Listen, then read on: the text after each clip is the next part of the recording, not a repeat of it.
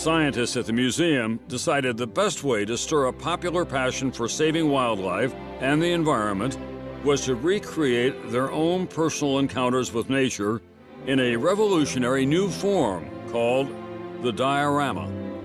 The earliest dioramas in the museum weren't the big and charismatic animals like the elephants and the lions. They were small, domestic birds.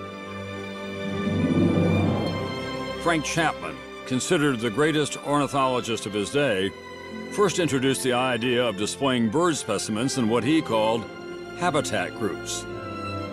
Chapman's primary attempt in developing those exhibits was to put an end to plume hunting, destroying habitat, killing birds for fashion.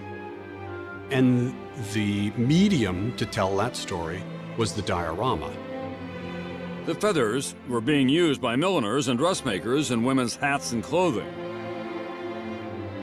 He used those exhibits and featured places and species that were on the brink of extinction.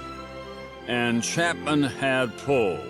He appealed directly to his old friend and museum connection, President Theodore Roosevelt. In 1903, Roosevelt visited the island off Florida, which had been Chapman's model for the Pelican Habitat Group in the museum.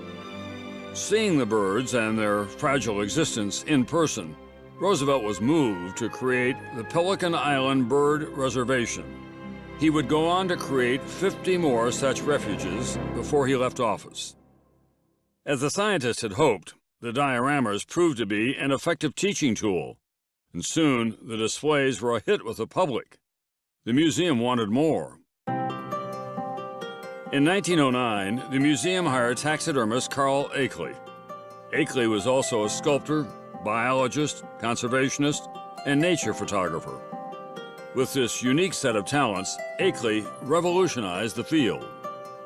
Akeley studied sculpture as an artist and applied sculptural methods to taxidermy. So his methods, when he was in the field, he would